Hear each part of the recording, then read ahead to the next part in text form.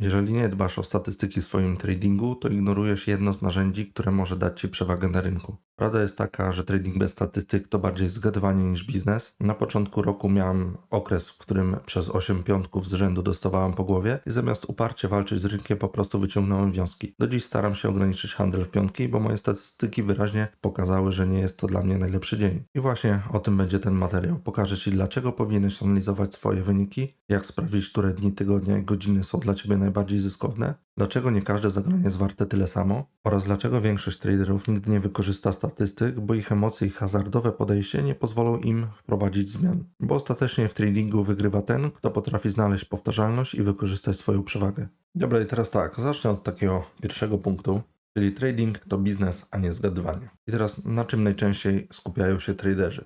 Strategia, wskaźniki, kolejne setupy i tu bym dodał jeszcze taki punkt jak kolejne materiały szkoleniowe. Czyli większość traderów zapętla się jakby szukając strategii, wskaźników, kolejnych setupów, kolejne materiały szkoleniowe. Tymczasem często największa przewaga leży już w tym, co należy robić, a nie w tym, co próbują robić. Bo skąd masz wiedzieć, czy Twoja strategia działa, skoro nie prowadzisz statystyk? Skąd wiesz, czy problemem jest strategia, czy może konkretnie jakieś dni tygodnia? Skąd wiesz, czy zarabiasz rano, po otwarciu sesji, czy może dopiero po godzinie? Dwóch, w jakich godzinach zarabiasz. Bez danych wszystko opiera się na emocjach i pamięci, a pamięć jest bardzo zawodna. I tu podam taki przykład. Jeżeli wstajesz rano, w następnym tygodniu, przypuśćmy w poniedziałek, no to z dużym prawdopodobieństwem nie będziesz w stanie przytoczyć całego zeszłego poniedziałku, czyli sprzed tygodnia, co po kolei robiłeś i tak dalej, o których godzinach.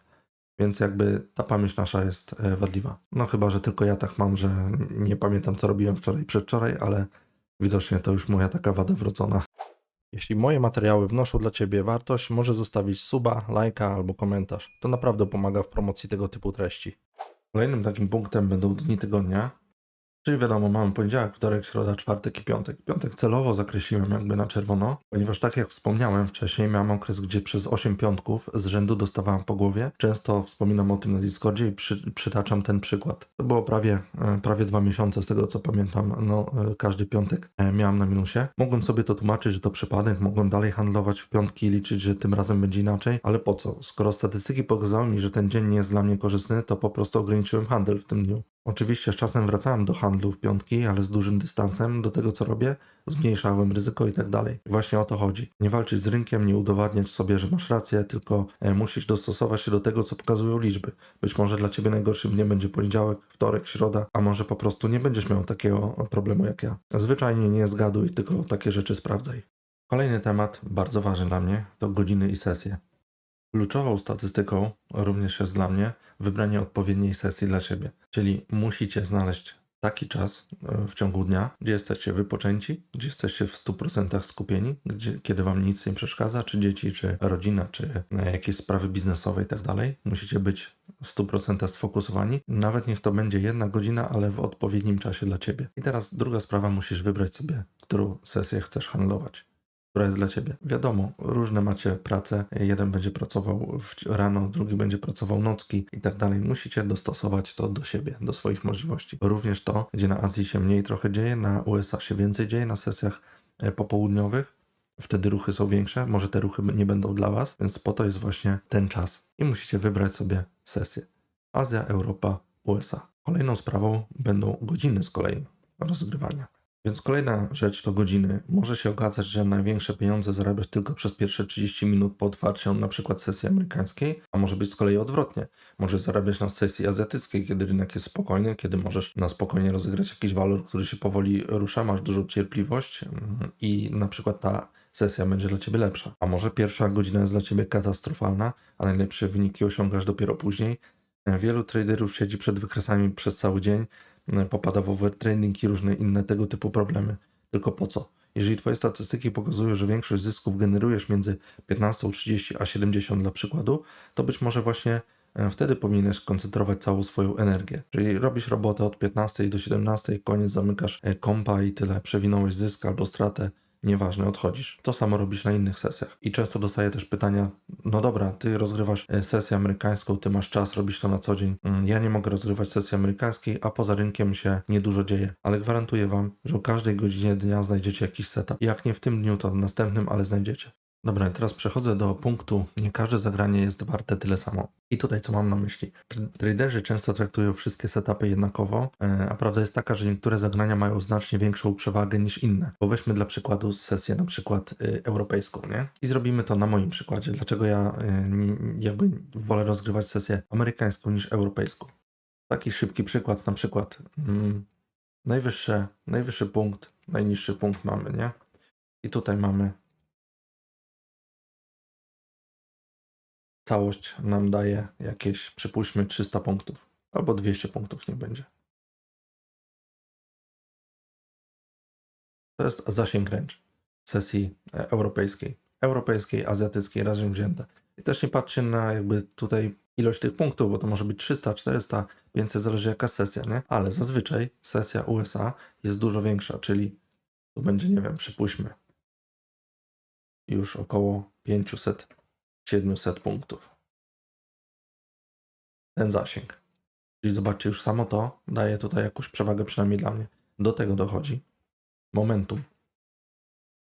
Jak wiecie, moja strategia bazuje bardzo na momentum. Jestem traderem breakout, czyli kiedy szybko się świeczki nam rysują w górę, czy tak samo w dół.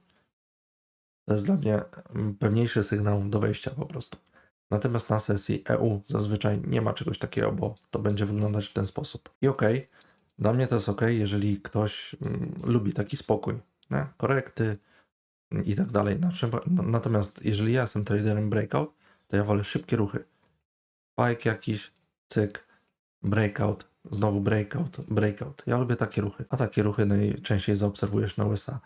I zobaczcie, ten przykład pokazuje to, jak bardzo trzeba uważać na takie rzeczy, statystyki, wplątywać również w to, żeby dopasować je do stylu handlu, a raczej styl handlu do statystyk. Przykładowo możesz zauważyć, że zagrania trwające 10-15 minut przynoszą Ci znacznie lepsze wyniki niż pozycje trzymane godzinę. Albo że breakout, tak jak wspomniałem przed chwilą, działa dla Ciebie lepiej niż pullback, nie? Dla Ciebie korekty będą mniej znaczące niż breakouty, tak jak dla mnie.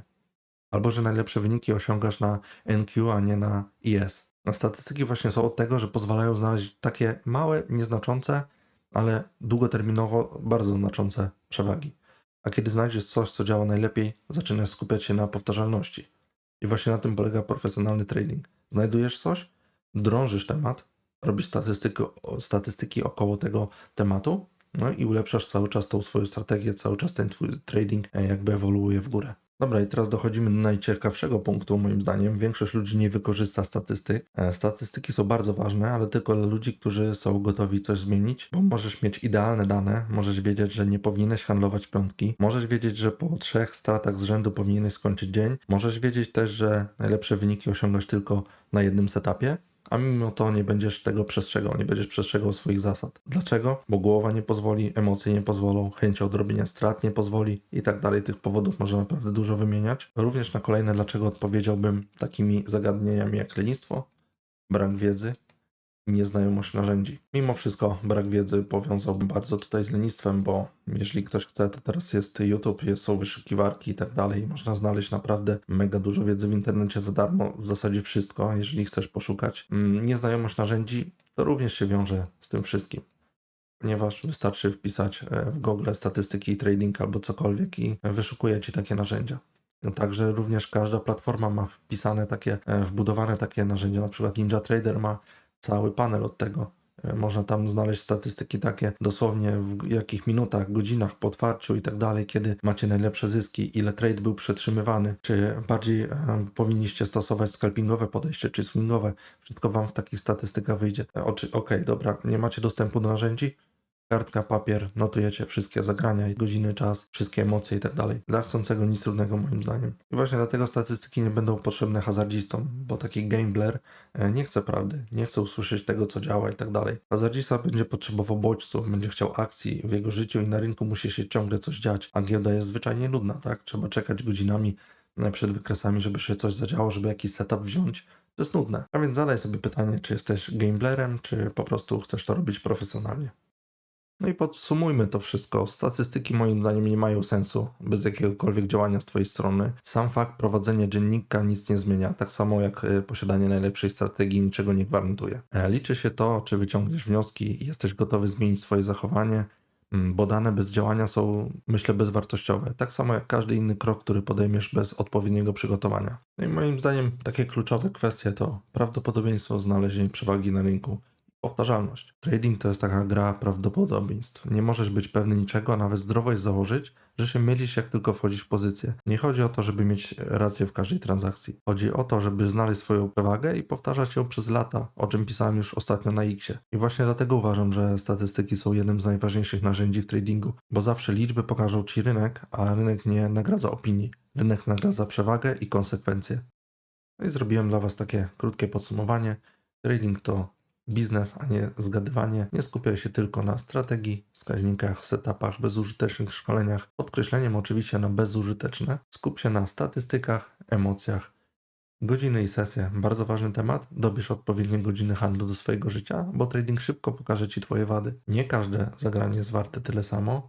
Musisz dobrze podejmować decyzje, operować ryzykiem, bo nie każdy setup jest warty takiego samego zaangażowania kapitału. Większość traderów nie korzysta ze statystyk.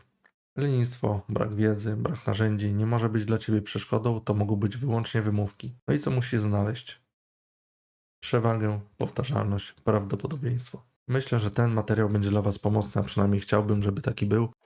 I na koniec pamiętajcie, że jeśli chcecie wesprzeć rozwój kanału, możecie zostawić subskrypcję, like albo komentarz. Wszystko co tu robię jest w pełni darmowe, nie sprzedaję żadnych kursów płatnych ani dostępów. A jeśli ktoś z Was zarejestruje się z mojego linka do którejś z prop firm, to dorzuca cegiełkę do puli, z której później losuję dla Was darmowe konta. Szczegóły i linki macie w opisie oraz na Discordzie. No i co, trzymajcie się, do usłyszenia w kolejnych materiałach.